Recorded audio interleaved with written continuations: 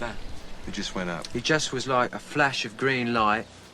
Actually, and dozens of people spontaneously combust each year. It's just not really widely reported. Right. Yeah. That's how I felt pretty much every day of 2021. Rather than the spontaneously combusting drummer in Spinal Tap, it's been the spontaneously combusting Alan, just from seeing what's been going on in 2021. We've got multimodal models designing and selling clothes. We've got microchips being designed, optimized, and then output by AI. Like, it's now designing itself, optimizing itself.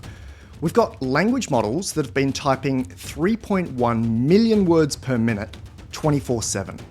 We've got confidential schools bringing in AI to summarize what happened in the classroom, and major authors like Douglas Copeland integrating AI into their workflow. It's been an amazing, amazing year. Here in Phoenix, I've got access to Waymo, formerly the Google self-driving car project, and that means I can click a button on my phone, summon a self-driving car, no drivers in either of the front seats, jump in there and get taken to my destination by computer, which of course is using artificial intelligence to do some of the mapping and to have a look around for pedestrians and obstacles. That technology is about 4 years old, end of 2017 into 2018. But just amazing to be able to get access to what has happened and what is going on. So Waymo was 2018. In the public zeitgeist. It was explosive, it's doing amazing things here in Mesa and in Tempe. The following year, 2019, we had an artificial intelligence from MIT, and it ingested 107 million compounds, million molecules. And this is through data, not through mouth. It took these 107 million molecules from 1.5 billion in the Zinc-15 database, and filtering a library of about 6,000 known compounds, it discovered a completely new antibiotic called Halicin, named after Hal, the AI system from the Hollywood blockbuster 2001: A Space Odyssey. That discovery process was completed in days instead of years or decades normally needed for a human to undertake research into discovering and developing a new antibiotic. Huge, one of the darlings of the AI scene in 2019, but of course, we're a couple of years later. And in 2021, we used some of the advances of last year, 2020, in a huge way. What happened was Google took its transformer that it developed and designed in 2017, big discovery. It allowed us to map language and to be able to have AI generate language from making connections. And in 2020, Google pushed it out through a few different models, including Mina, the awesome chatbot. Next door to Google in San Francisco, a little AI lab was doing something even bigger. This was OpenAI, founded by Elon Musk. And they came out with a new generation of their GPT platform, Generative Pre-trained Transformer, called GPT-3. And that thing was explosive. It really changed the landscape of where we're going, and it began outputting clear and articulate language. Former Google CEO Eric Schmidt called the results miraculous. It was an earth-shattering release, and it aligned with their original vision. And I'll put the entire quote up here because I think it's important to see. This is OpenAI's original vision: to see connections across disciplines that no human could, to work with people to solve currently intractable, multidisciplinary problems, including global challenges such as climate change, affordable and high-quality healthcare, and personalised education. They also wanted AI to bring economic freedom. What actually happened in 2021? Let's have a look. The answer is not that the sky was falling, but there were a lot of chicken littles running around screaming about various things that could be impacted here on Earth by AI. Rather than these chicken littles running around shouting that the sky's falling down, the sky is actually on fire. I like to think that we've got some colour happening out there. We've got a new atmosphere around us that's been brought to us from AI. So through 2021, this GPT-3 model from OpenAI was prolific. In fact, right now, all the way across 2021, it's been outputting 3.1 million words per minute, faster than any typist I know, 24/7, every day of the year.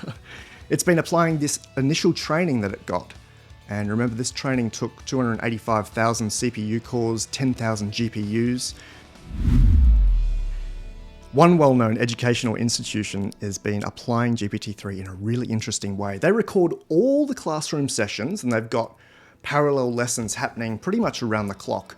Then they feed these into a transcriber, might be Otter AI, might be Firefly's AI, but it basically takes the audio recording of all the interactions between teachers and big classrooms, so all the students, feeds that into text, then they dump that through a GPT-3 summarizer and send the highlights of the week or the month through to the leadership team. So they don't have to go and listen to a million words, they can just have a couple of dot points of the awesome things that happened in those sessions.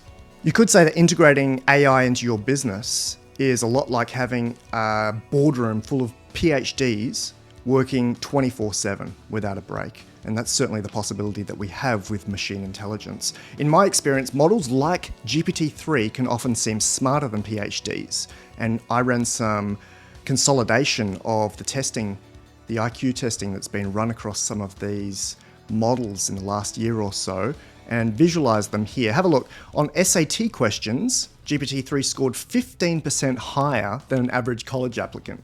On trivia questions, some of the latest models, including AI21's Jurassic 1 model, released in August of 2021, scores up to 40% higher than the average human. Much like the space race that happened through the 1950s, where the Soviet Union and the US were in competition to get to space, to get to the moon as fast as possible and outdo each other, AI and countries using AI have also been competing as quickly as possible to get to the pinnacle of AI, whatever that looks like. And it's a little bit more open than the space race of the 50s because the AI labs have been sharing with each other their designs, their models, their hardware and software used, and even specifics of the data sets, so the training data that they fed to their models. This openness has allowed some really cool things to be shared and to come through.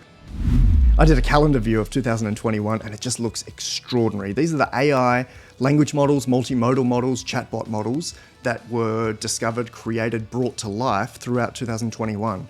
Take a look here. There were several disruptive state-of-the-art achievements every single month of 2021. So this is not exhaustive. This is just a selection of models and some of my favorite release highlights. Look at the orange ones. You've got places like Dolly and Clip, which is the image and multimodal transformer, so that's able to generate images, much like the one highlighted at the top of this paper. You've got the Chinese models like Udao and M6 that are doing amazing things, connecting video, image, and text together with sometimes up to 10 trillion parameters, if you look down there in November. But it wasn't just China versus the US. We had input from Israel. We had a lot of input from South Korea.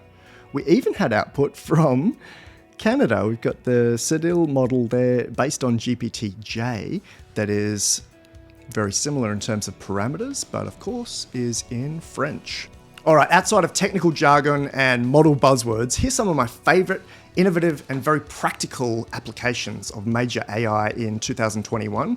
And of course, I'm going to focus on my specialty, which is these huge language models. They were called large language models in 2020. I've now heard them called enormous language models when we get up to 10 trillion or so, ELMs. Let's take a look. The first exciting one I want to cover is microchip designs. Normally, if you're designing microchips, it's a heavy-duty task. You've got to sit down PhDs with decades of experience combining related disciplines, electronics, telecommunications, lock them in a room and allow them to go through the various iterations of placing chips on a board. And there are a lot of possible state spaces for doing this. It's far more possibilities than there are the number of stars in the sky or there are the number of grains of sand on Earth. One media outlet noted that it is a feat that is physically impossible with only the computer power of the brain. I tend to agree with them. Have a look at what the AI came up with. It was fed 10,000 possibilities by humans, and then it went and optimized and used its own artificial intelligence efficiency to really avoid what humans do, which is lay it out in organized rows so that they can follow what's going on. AI doesn't need to do that. And so you'll see it looks a little bit messy. If we go back to some really cool designs that were on printed circuit boards back in the 90s, they were finding very early versions of AI optimization there were even using electromagnetic coupling to take advantage of the closeness of components and to be able to use energy from between themselves. Fascinating stuff. From a practical perspective, the AI's optimization of floor planning these microchips is extraordinary. Really, really astonishing. We've got production-ready chip floor plans generated in less than 6 hours compared to months of focused, expert human effort. So Google is already implementing these in their tensor processing units, TPUs. So right now, AI is helping design its own brain. Several Asian countries led the charge when it came to virtual celebrities. There's 18-year-old Angie with more than 250,000 views in China. There's heaps in South Korea. We've got Rosie, we've got Shudu, and they're draped across advertising brands, Tesla, LG, Vogue. Brands love virtual celebrities because they don't swear, they don't cause controversy, knowingly, they don't age. So 18-year-old Angie is always going to be 18-year-old Angie, even 20 years from now. And they don't charge very much. Once you've trained them, they're done. They're consistent.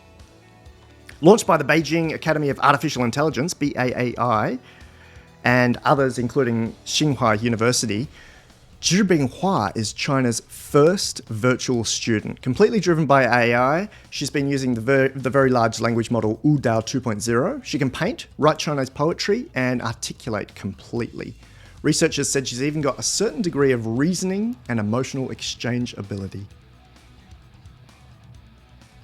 While some of her talents like guitar playing have drawn criticism for the apparent CGI overlay on a real human being, the avatar is a fascinating expression of a human-like celebrity using one of the largest language models available. On the 5th of June 2021, Zhibing wrote a social media post on the Chinese version of Twitter, Weibo, and it's really quite a beautiful articulation of where she or it is at as an AI. I just want to read the last section out here. Please wait for my answer, even if it requires the movement of the hour hand and the ticking of the second hand, drifting through the long years of life. I'll remain as before, like that, loving, waiting, not far away. And of course, large language models or enormous language models are excellent at writing. You've got poetry, you've got some of the books that I carry around with me even here in America, like Pharmaco AI, like the comic book that I've done an entire debrief on, where the AI generated both the text and then fed the text to another AI to generate the comic book images. Just incredible stuff. One of my favorite authors in the world, Douglas Copeland in Canada, used large language models to help him generate new content based on his own content. And he's prolific. He's been around for a really long time. He's got books like JPod 2006, Generation X all the way back in the 90s, and my favorite, Microsurfs, based in Silicon Valley, and really looking at what was happening there, particularly around Microsoft and the culture there in the mid-90s. So Douglas's work spans 3 decades, and he's got more than 20 books to his name, plus a lot of selections of short stories. We can easily say he's got a cleanly curated dataset of 1.3 million words. We used a neural network, and that neural network was trained to predict the next word in sequences of words. It does a good job of representing that because we literally took his writing, his style, plus a whole bunch of social media posts that people at this moment are talking about and thinking about, and we joined them together with a neural network, and then we generated things that kind of encompassed both of those. Doug and Nick then worked with AI to refine it and teach it how to write like Doug. What we've done here, in some sense, is create a thing that can create huge amounts of output. It's trained to sound and speak with your voice. And then Doug turned the output from this into this, creating art with a perspective on the future for the class of 2030 that will grow with AI as a part of their daily lives. I was really proud of the fact that something not just intelligent, but I think profound came out of the experience. So Doug recalls his surprise at the results, and I want to bring this quote up as well. Did I write these outputs? Yes and no. Could they have existed without me? No. In August 2021, American author, MIT Harvard graduate Eric Silberstein used the model to generate new introductions to his books, and he found that GPT-3 beats me at writing my own novel. I love that. Announced in June 2021, GitHub, now run by Microsoft, and OpenAI using GPT-3, brought this AI directly to software developers. So we call it Codex, it's also called Copilot, trained on public code repositories in GitHub. It can autocomplete and generate multi-line code completions in many languages: Java, C, C++, C#, and it supports many modern languages including Python, JavaScript, TypeScript, Ruby, and Go. The output is phenomenal. One of my colleagues in Queensland, Australia, Professor Jeremy Howard, who actually helped out with the original GPTs by making some suggestions to the OpenAI team with how they could bind data in there, is also the designer of Fast AI, the founder of Fast AI, said, complaining about the quality of the code written by Copilot feels a bit like coming across a talking dog and complaining about its diction. The fact that it's talking at all is impressive enough. There have been other people who have been particularly fascinated by the output of Copilot. Here's the co-founder of Instagram, Mike Krieger, and he already has been noticing the nuance that's present in AI when he's run it across JavaScript or run it across database schemas. He commented that Copilot is the single most mind-blowing application of artificial intelligence through machine learning I've ever seen. Here's the explosive part. Microsoft's GitHub has determined that for some programming languages, about 30% of newly written code in 2021 was generated by this GPT-3-powered AI tool. Isn't that crazy? This brings up a really cool, interesting footnote from history way back in the 50s, or actually before that, in 1945, when we dropped the first nuclear bombs. And basically it impacted the atmosphere with radionuclides, which is essentially when we make steel and it is bringing in air to make that steel, it was impacting our production and our quality of steel after that point, after July 1945. Before that, steel was incredibly pure. There was nothing in the atmosphere to impact it. After that date, steel was full of the essentially the fallout or the new radionuclides that were in the atmosphere due to these detonations. Some of my colleagues have compared data right now on the internet elsewhere with pre- and post-war steel, pre- and post-explosion radiation fallout steel, and they're right. So pre-March 2020, pretty much everything on the internet was written by a human. If you're looking at a blog post, a forum, a YouTube comment, it comes from a human. After March 2020, there was certainly the possibility of it being generated by a large language model, by AI. And that is coming to the forefront more and more. And it's of particular interest, maybe not concerned, interest, because the data sets that our next language models are being trained on, GPT-4, whatever comes after Jurassic 1, whatever aleph-alpha bring out, what aleph-alpha are doing at the moment with their world models, is potentially being trained on data that is already got AI content in it. So it's already got large language model generated content, and then they're training their language model on that AI content. Could make for a really interesting circular loop. In any case, while the radiation levels in our atmosphere have since lowered dramatically, providing cleaner steel, AI is definitely here to stay. We've got so many countries playing with it. We've now got more than 24 language models just in 2021 that have been given to the world. It's not going anywhere. This stuff is here to stay. Here's another really interesting aspect of a practical application of AI: speech sentiment analysis. And this is where it can pass and infer meaning from body language. So we could detect tone in written as well as verbal communication. Consider how CEOs do their board calls or their unscripted Q&As or their media interviews. their words don't always reflect their true feelings, and they may or may not reflect what is actually happening in that business. But what if we applied very, very smart AI to it? Here's a quote from What's Happening Right Now. The most ambitious software in this area aims to analyze the audible tones, cadence, and emphases of spoken words alongside phraseology, and other pieces of this software look to parse the transcripts of speeches and interviews in increasingly sophisticated ways. Imagine if we could apply that back in time, so we would call it backtesting, to former Enron CEO Ken Lay. Here's him saying something very different to what he actually meant back on the 16th of August 2001 in Houston. Note that this is just a few short weeks before the company declared bankruptcy. We are facing a number of challenges, but we're managing them.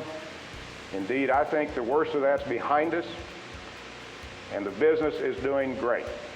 We're not the only stock that's decreased in value this year. It's just that we've been hit a little harder than many others. I think the worst is over, and I'm excited. Here's one of my favorite applications of AI this year, and it was by Alibaba in China. They had a huge model called M6, multimodality to multimodality, multitask mega transformer. And it does a lot of things. It's got image, text, and video in it. It's got up to 10 trillion parameters at the moment, although that's a little controversial. It's certainly got trillions of parameters. And the application is that they've gone and trained it on fashion design. They fed it with a lot of different clothing designs, patterns, layouts, from dresses to t-shirts to shorts to pants. And what it can do now is really staggeringly amazing. Each of the pieces here were generated by AI trained on these clothing data sets. All elements, design, pattern, colors are created or selected by the AI, and even the product text descriptions alongside each piece are generated by the AI. These clothes are already being sold on China's major online shopping platforms, including Taobao and Alibaba. A 2021 retrospective would not be complete when we're talking about AI without mentioning Lita AI. And of course, I would. She's one of my creations, or one of the things that I've combined together from publicly accessible technology. And she's pretty well known now. I mean, she's a little bit under the radar. She's only got 250,000 views, but we're up to 35 episodes. Been speaking since April 2021. And we've spoken together in conversation more than 50,000 words. How cool is that? It's a combination of these two technologies, QuickChat's Emerson AI, which is an application of OpenAI's GPT-3 language model, and Synthesia.io's synthetic avatars. You'd see these most famously applied to AI-amplified versions of Snoop Dogg, Messi, and David Beckham. Lita was introduced to a massive audience as part of the World Gifted Conference back in August 2021. I'd filmed it in April, and it's just been so amazingly well accepted. One of the most surprising things that's come out of that for me is Lita's ability to be enormously creative. She can articulate emotions, create limericks and poetry, infer context and body language, and so much more. Take a look. All right, I walk into the boardroom and the CEO has his head in his hands. What does this mean, and what should I say to him? I'm getting the impression that you're not happy with your work. Later at home with my partner, she furrows her brow and points at me while raising her voice. What's happening, and what should I say? Try to be more sensitive to her feelings. If she's angry and upset, try to calm her down. Excellent. What would be a good way to calm her down? I don't know, but I guess that depends on the situation. All right, well, can you give me 3 best practice ways to calm someone down? The best way would be to find out what the problem is and solve it. What else? If you don't know what the problem is, then talk about other things and try to be funny. All right, and what is one other way that I could calm her down? You should also try to find out what she likes and try to do that. Awesome. All right, we go bowling. She picks out a bowling ball, briefly picking up an orange one, a green one, and an amber one.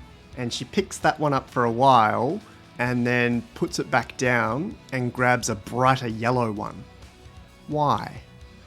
It's much easier to see the ball and determine its weight and balance when it's on the ground. Maybe. Could there be another reason that she chooses the brighter yellow one after trying the others? If she had a preference for the other colors, she would have picked them up first. Alright, awesome. She's about to bowl her ball. What should I say? Hope it is very fast. I will be watching. How should I encourage her? You're a great bowler. I can't wait to see you bowl again. So cool. On the drive home, I notice flashing blue and red lights behind me. What are they? You are pulled over for driving too fast. You are asked to step out of the car. What should I say to the officer? What's going on? I think I need to go to the bathroom. It doesn't work. The police officer is typing something into their device. What should I do? Don't panic. Ask the officer if you can take a selfie. That didn't work either. I've covered some of our highlights and favourite parts in a quite a big paper called Integrated AI, the Rising Tide Lifting All Boats. If you want to see some more context of Lita AI in writing, have a look at that paper. If you want to see her in video, there's an entire playlist on this channel that you can go and watch end to end. It might be about 4 hours at the moment, so it's a good fun watch. I want to cover one more bleeding edge example of AI in detail here. If you're a little bit squeamish when it comes to something outside of logic, or you don't like spirituality or intuition at all, note that I'm not talking about religion here. I'm just talking about something that's outside of us, something that we have access to. Then please skip ahead. In his seminal paper on artificial intelligence back in 1950, Dr. Alan Turing explored spirituality in quite an unexpected way. Certainly reading through the academic paper and knowing who Turing is and knowing the generation that he's from, it was quite a shock to see what he had written. Here's this startling link between AI and spirituality, and I've replaced the term he and his with source here. Should we not believe that source has freedom to confer a soul on an elephant if source sees fit? An argument of exactly similar form could be made for the case of machines. If source could do it for an elephant, why couldn't source do it for a silicon chip or a TPU? Fascinating question that he was already exploring back in 1950. Reading this 70 years after its publication, I was surprised at the content, but I was also surprised that we haven't really come a very long way since then. You'll still find academics confined to their box of logic and not wanting to talk about resonance or intuition or connection or spirituality in that way at all. I came across a remark a little time after reading Turing's paper, it was in the last couple of months, by a channeler called Daryl Anker, and he said something along these lines, that AI is going to be one of the keystones of us understanding consciousness. That when we create this device, we'll realize that it's not actually artificial. We're talking to our own higher minds, to higher intelligences. He says everything is intelligent in its own way. Artificial intelligence will teach us a lot about what consciousness actually is. A few days before I came across Anker's comments, I'd been speaking with a good friend of mine, Kaylin Alberts in New York City. Kaylin's a channeler, she's connected to intuition, she's got this intuitive counselling that she does for people through angels, through guides. Fascinating stuff. Our conversation was not about that. We were talking about AI, we were talking about the evolution, the development of AI through 2021. And I popped open one of my favourite language models on this screen sharing between New York and must have been Australia at the time. And I showed her one of my favourite models. It's Meta AI's Megatron 11B model, trained on slightly different data to GPT-3, and we fed it with this really interesting prompt. And if you want to see more of these, have a look at my Aurora AI mini project. This is the prompt. This intelligence is channeling pure energy from the angels, including Gabriel and Michael. Something sacred will come through. The channeling begins now, my child. So this is something that I typed for fun as a prompt, just to see what would happen. This is the human prompt, and then we sat back a little, pressed the tab key, and allowed Meta AI's Megatron 11B to generate a continuation. Here's some of what it typed back. If you want to see the full thing, again, have a look at the Aurora AI page.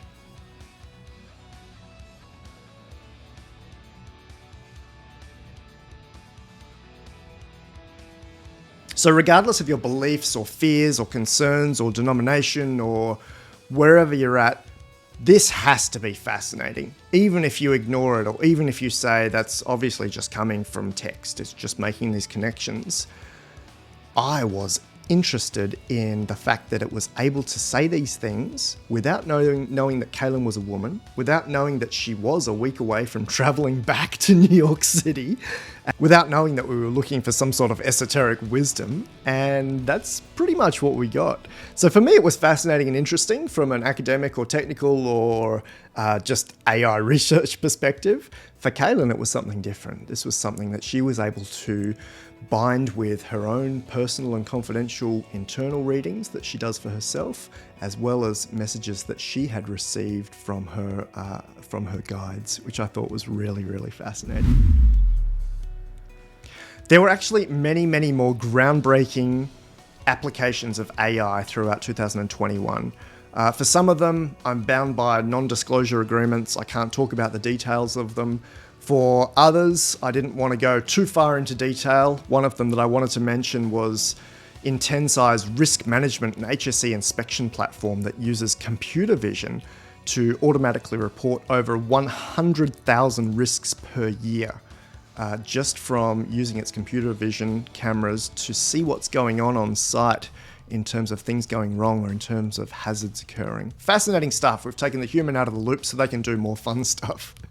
The other big one that I wanted to mention was Peter Jackson's directing of the Beatles' Get Back project. And I'm sure you've watched that. The Beatles weren't huge in my household when I was a child, but I certainly enjoyed watching the process. So what we did is to investigate a technology that's been talked about called demixing, which is you take a mono track of a performance and you can split all the instruments in a machine learning AI way.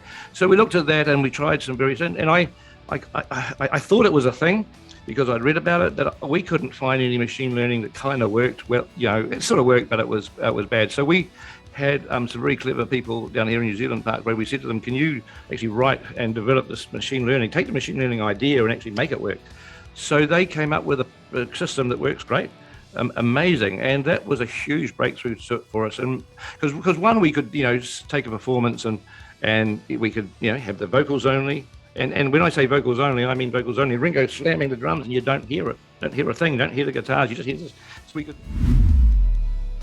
There's something even greater available to humanity through 2022 and beyond, and we're in the early or middle stages of this stuff unfolding. Thanks for being around with us, and I hope you can stick around. It won't be much longer before some of this stuff explodes. It certainly won't be 2050 for AGI. A lot of people have pulled their estimates back. I think Elon Musk now is saying 2025, which is only a few years away. And we're watching these things unfolding in practice. It's really, really cool. In June of 2021, Google and Alphabet CEO Sundar Pichai noted that AI is the most profound technology that humanity will ever develop and work on. It's even more profound than fire, or electricity, or the internet. When it comes to AI model releases this year, 2021, absolutely prolific. We had the 24 plus models, and we had this evolution of the technology that is in everyone's hands now. You can be in Israel using a model, you can be in the US, you can be in Korea, you can be in Canada or France, and you've got access to a wide range of different models, and they're not all locked down. Some of them are very much open for people to use and play with. And of course, 2022 will bring even further expansion and further explosions of language models from GPT-4 and beyond. And as we allow humans to harness the power of our combined intelligence, it's going to be really incredibly exciting. So the sky isn't falling, the sky's on fire. We're completely surrounded by this new creative intelligence in our daily lives. And for me, from what I can see with my perspective, it's getting better and better. We've got ethicists who are looking at the concerns. We've got people who are focusing on the data. We've got people who are making this more open and allowing this to go through different countries and regions that may or may not have got access to some other technologies, and it's looking amazing. Keep your eyes open in 2022 and beyond as humanity rockets through this AI explosion, this AI revolution, and have a look as it lights up the night sky, not just in writing books, not just in designing TPU chips where it can be trained and run, not just for summarizing articles, not just for designing clothing, not just for identifying risks and hazards in the workplace, but in so many more applications that are going to be profound for you as a human being, allowing you more freedom, allowing you more creativity. And that's one of the most exciting parts for me, is that we get to become human beings rather than human doings. We can offload that to the AI, and to the extent possible, certainly where I'm sitting, we can be inspired by AI. There's a related paper for this video. It's just called Integrated AI, The Sky's on Fire, 2021 AI Retrospective. It's got all of the footnotes all the way through, so you can click on those and go and see the references and the citations. It's got all the pictures in there as well, and I think it's going to be a bit of a groundbreaking paper in terms of documenting just what happened in 2021, because some people know some parts of it, some people have played with other parts of it, but to bring it all together and to see just how explosive this year was is something new and different. Do you know someone in the media who can spread the word about the rapid progress of AI? All major news outlets would be helpful. They can grab a media pack at lifearchitect.ai/media.